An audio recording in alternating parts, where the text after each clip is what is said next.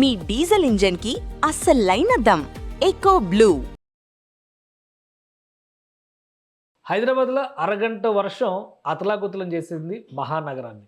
ఎవరు ఊహించిన విధంగా హైటెక్ సిటీ, అలానే top class world grade city కింద పేరు పొందుతోంది హైదరాబాద్ అనుకున్న ప్రాంతాలన్నీ చిన్నపాటి వర్షానికి నీట మునిగాయి. అసలు కారణం ఏంటి? బాధ్యులు ఎవరు? దీనిపైన చర్యలు తీసుకోవడానికి కానీ, ఈ సమస్యను పరిష్కరించే అవకాశాలు కానీ ప్రభుత్వాలకి లేవా? ప్లాన్డ్ సిటీ అనేటువంటి కాన్సెప్ట్ కేవలం అభూత కల్పనగా మారిపోతుందా? విశ్లేషించే ప్రయత్నం చేద్దాం. మనతో పాటు ప్రశాంత్ గారు ఉన్నారు. ప్రశాంత్ గారు నమస్తే. నమస్తే అండి కిషోర్. ప్రశాంత్ గారు, చాలా సందర్భాల్లో మనం ట్రాఫిక్ గురించి, అలానే రెయిన్ హార్వెస్టింగ్ గురించి స్లోగన్స్ ఇస్తూ ఉంటాం, చాలా జాగ్రత్తలు తీసుకోవాలని. కానీ చిన్నపాటి వర్షం పడితే మొత్తం అతలాకుతలం, కార్లు మునిగిపోయి తేలేంత వర్షం హైదరాబాద్ని ముంచెత్తిందా, లేదంటే మన ప్లానింగ్ లోపం వల్ల ఇలాంటి సమస్యను మనం ఎదుర్కొంటున్నామా? ప్రధానంగా మనం అందరం కూడా హైదరాబాద్ లో ఉండే వాళ్ళందరూ కూడా ప్రౌడ్ గా ఇది గ్లోబల్ సిటీగా ఎదుగుతుంది. ప్రపంచ దేశాల్లో అత్యుత్తమ స్థానాల్లో ఉన్న నగరాల్లో కూడా ఒకటిగా వెలుగుతుంది అని అందరం కూడా ప్రౌడ్ గా ఫీల్ అవుతాం. అలాగే మన చిన్నటి నుంచి కూడా నైరుతి ఋతుపవనాలు, సౌత్ వెస్ట్ మాన్సూన్ ఎప్పుడు వచ్చినా చల్లగా వచ్చిన మొదటి రోజు అందరికి కూడా సంతోషం. ఋతుపవనాలు వస్తున్నాయి అంటే వర్షాలు వస్తున్నాయి, మన అందరి జీవితాలు కూడా బాగుంటాయి. ఎందుకంటే రైతు బాగుంటేనే అందరం బాగుంటాం కదా, సో వర్షాలతోనే బాగుంటది. బట్ హైదరాబాద్ లో జనజీవనంలో ఒక పావు గంట రెయిన్ అంటే భయం వేస్తుంది.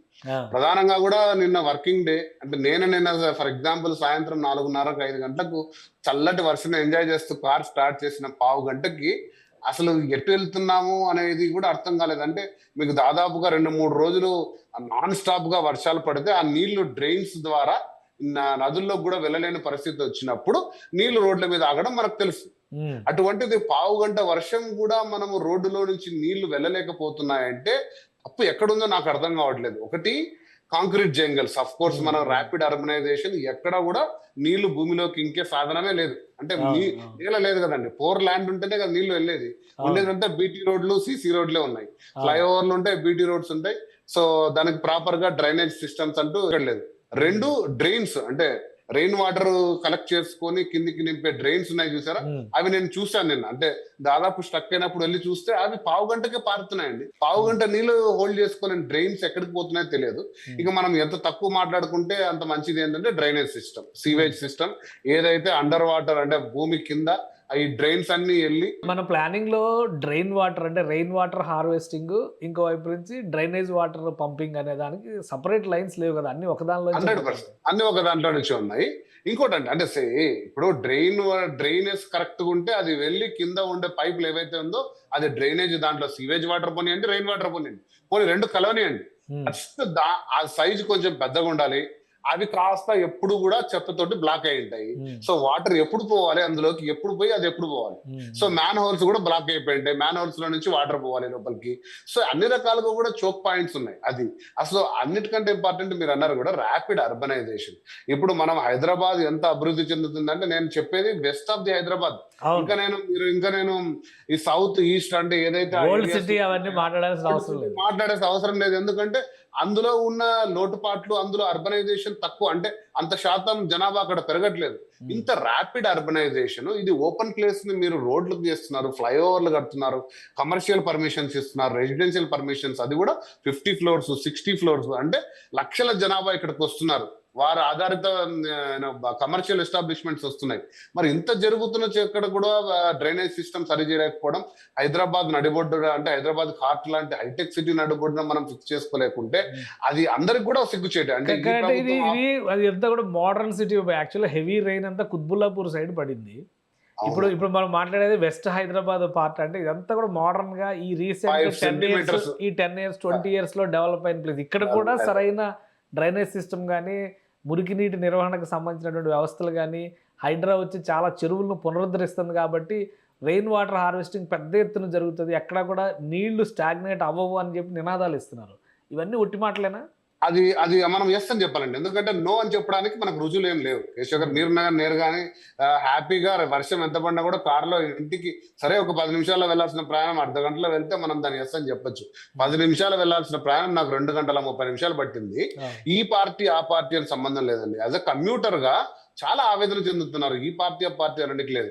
ఇప్పుడు మనం ఎంతో గొప్పగా చెప్పుకుంటాం అంటే ఇండియాలో ప్రధానంగా డ్రైనేజ్ వ్యవస్థ బాగున్న సిటీస్ చెప్పమంటే చండీగఢ్ కానీ, గుజరాత్ గాంధీనగర్ కానీ, నవీ ముంబై కానీ. నవీ ముంబై చూడండి, మన వెస్ట్ ఆఫ్ హైదరాబాద్ లాగానే ముంబైలో కూడా ఇటు Recent పరిస్థితిలో development. ఉన్నప్పుడు రీసెంట్ డెవలప్డ్ నవీ ముంబైలో ఎక్కడ వాటర్ లాక్ కాదు.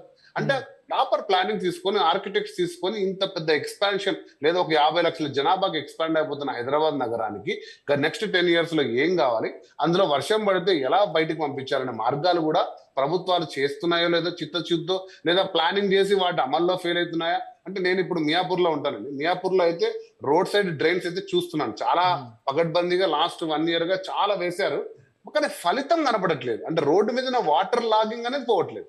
మరి ఆ డ్రైన్ లోకి ఇక్కడి నుంచి వెళ్ళే ఆ డ్రైనేజ్ లోకి వెళ్ళే వ్యవస్థ సరిగ్గా లేదా, లేకపోతే దాన్ని సరిగ్గా క్లీన్ చేయట్లేదా, దాన్ని వాడట్లేదా అంటే సామాన్యుడికి ఇవన్నీ తెలియదండి. ప్రభుత్వాల్లో అంటే జిహెచ్ఎంసీ కానీ, హెచ్ఎండబ్ల్యూఎస్ఎస్బి కానీ, లేదా గవర్నమెంట్ ఆఫ్ తెలంగాణ కానీ, వీళ్ళందరూ కూడా ఐఎండి. సో ఎందుకంటే నేను చదివాను, అన్నిటికంటే ఇంపార్టెంట్ మీరు నేను సరే ఒక 4 గంటల్లో ఇంటికి వెళ్ళొచ్చు, కానీ వాటర్ లాగింగ్ ఉన్నప్పుడు ఎలక్ట్రిక్యూషన్ అయిన 2 చనిపోయారు పాపం. దాని బాధ ఏంటంటే, సో కాబట్టి మనం చూసుకుంటే ఐఎండి డిపార్ట్మెంట్ కూడా చూసుకోవాలి. ఎలక్ట్రిక్యూషన్ అవుతుంది, వాటర్ లాగింగ్ ఉన్నప్పుడు వైర్లు వచ్చి కింద పడుతున్నాయి, చనిపోతున్నారంటే ఇంత పెద్ద మహానగరం అని చెప్పుకోవడానికి కూడా చాలా సిగ్గుచేటుగా ఉందండి.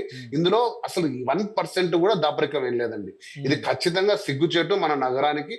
ప్రతి ఒక్కరూ అంటే అనలైజ్ చేస్తున్న నేను కానీ, మీరు కానీ, హైదరాబాద్ నివసిస్తున్న ప్రభుత్వాలు కానీ, ఈ 15 నిమిషాల అర్ధ గంటలో ఇంత పరిస్థితి ఉంటే రేపు పొద్దున హైదరాబాద్ నగరానికి రావాల్సిన సాఫ్ట్వేర్ కంపెనీలు, లేదా నాకు ఇక్కడ మంచి ఉద్యోగం అంటూ ముంబై నుంచో, నోయిడా నుంచో, చండీగఢ్ నుంచో మైగ్రేట్ కావాలంటున్నారు ఒకళ్ళు, కానీ అందరూ కూడా 2 సార్లు ఆలోచించుకుంటారు. ఎందుకంటే ఈ రియాలిటీని కప్పిపుచ్చి లేదు మా నగరం బాగుంది అని చెప్పుకోవడం అనేది సిగ్గుచెట్టు. ఖచ్చితంగా దీనిలో, ఎందుకంటే ఇది చిన్న రెయిన్ అండి, ఇంకా ఇప్పుడు రాబోతున్నది నెక్స్ట్ 6 months వర్షాకాలం. అంటే ఆఫీస్లోకి వెళ్ళాలంటే భయం వేస్తుంది, వర్షం పడుతుంటే ప్లానింగ్ ఏంటి, ఎలా పోవాలి, ఎలా రావాలి అనేది ప్రధాన సమస్యగా ఖచ్చితంగా ఉంది. కాబట్టి ఇందుకు ఐఎండి కానీ అంటే ప్రధానంగా ఈ మధ్య కాలంలో డెవలప్ చేసినటువంటి రూట్స్, ఎందుకంటే ఈ కొత్తగూడ కొండాపురి రూట్ అంతా కూడా double lanes, triple lanes, flyovers వచ్చేసినాయి, అండర్ పాస్లు వచ్చినాయి. సో అంటే ఒకవైపు ట్రాఫిక్ వెళ్ళటానికి సిగ్నల్ ఫ్రీ ట్రాఫిక్ అని చెప్పని రూట్స్ క్లియరెన్స్ ఉంది, బట్ వాటర్కి మాత్రం ట్రాఫిక్ కంట్రోల్ చేస్తున్నట్టుగా ఉందన్నమాట. వాటర్ వెళ్ళడానికి దాని మీద ప్లాన్ లేదంటారా? లేదు, ఖచ్చితంగా. ఎందుకంటే మీరు చాలా ఇంగ్లీష్ మూవీస్ చూసారా లేదా, చాలా హాలీవుడ్ మూవీస్ లో సగం సినిమాల్లో పెద్ద పెద్దగా కనుకుంటారు కింద కేవలం వాటర్ పోవడానికి. అలాంటి టన్నెల్ ఒకటి తవ్వాలేమో అండి. అంటే మెట్రోస్ కదా తవ్వుతారు చూడు, ఇంకా వేరే దారి నాకు కనపడట్లేదు. అంటే వాటర్ పోవడానికి కింద మార్గం అయితే లేదని నాకు కనపడుతుంది. మీరు అంటున్నట్టు మనకున్న ఎగ్జిస్టింగ్ సీవేజ్ డ్రైనేజ్ సిస్టమ్ లోనే వాటర్ కలవాలి. అవి ఎప్పుడు చోక్ అయి ఉంటాయో, మరి అందులో నీళ్లు పోతున్నాయో లేదా తెలియట్లేదు. లోపల ఎంత స్పేస్ ఉంది, ఎంత పోతుంది అనే స్టడీ నేను కూడా చేయాలనుకుంటున్నాను. ఎందుకంటే ఒక సివిక్ మూమెంట్ అయితే రావాలి. పొద్దున్నే వేరే గ్రూప్ లో కూడా చర్చించుకుంటున్నాము. అంటే వివిధ పార్టీల నుంచి ఉన్న మేము ఒక గ్రూప్ ఉన్న కొద్దిమంది మేధావులు కూడా అసలు దీన్ని ఎలా తీసుకెళ్ళాలి, ఎందుకంటే గవర్నమెంట్స్ తో సంబంధం లేదు, ఈ గవర్నమెంట్ అన్నికి లేదు, ఆ గవర్నమెంట్ అన్నికి లేదు.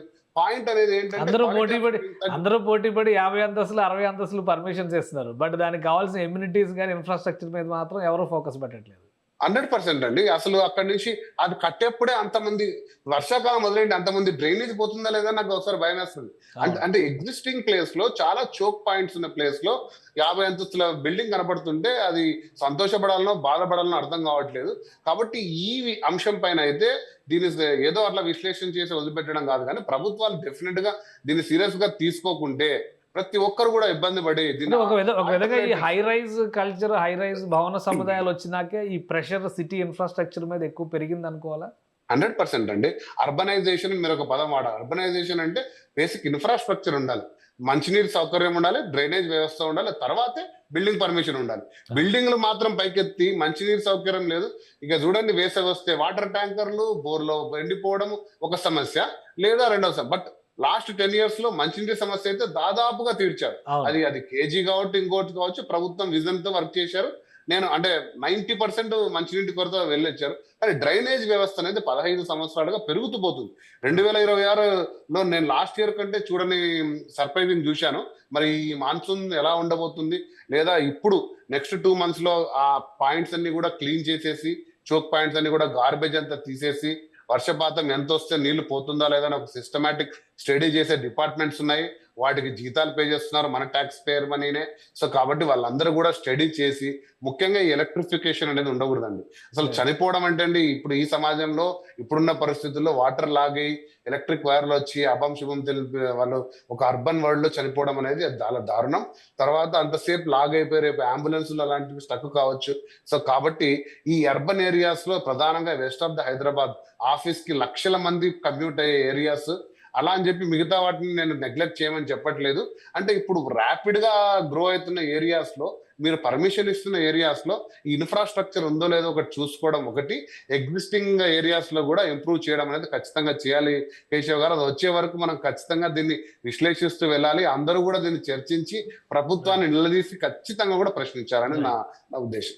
రైట్, థ్యాంక్ యూ ప్రశాంత్ గారు విశ్లేషణ అందించినందుకు. ఇది చిన్నపాటి వర్షానికే గ్లోబల్ సిటీగా చెప్పుకుంటున్నటువంటి హైదరాబాద్లో కీలకమైనటువంటి ప్రాంతాలు నీట మునుగుతున్నాయి. వీటికి ప్రణాళిక లోపం, మరీ ముఖ్యంగా ఈ హై రైజ్ పేరుతో తీసుకొచ్చినటువంటి కల్చర్ అర్బన్ ఇన్ఫ్రాస్ట్రక్చర్ని పెద్ద ఎత్తున దెబ్బతీస్తుందని ప్రశాంత్ గారు ఆవేదన వ్యక్తం చేస్తున్నారు. ట్రాఫిక్ ఫ్రీ సిటీనే కాదు, నీరు మునగనటువంటి సిటీ కూడా కావాల్సిన అవసరం హైదరాబాద్ వాసులు కోరుకుంటున్నటువంటి సందర్భం ఇది. దీనిపైన ప్రభుత్వాలు దృష్టి పెట్టాలని కోరుకుందాం. ఇది స్పెషల్ డిస్కషన్. Keep watching.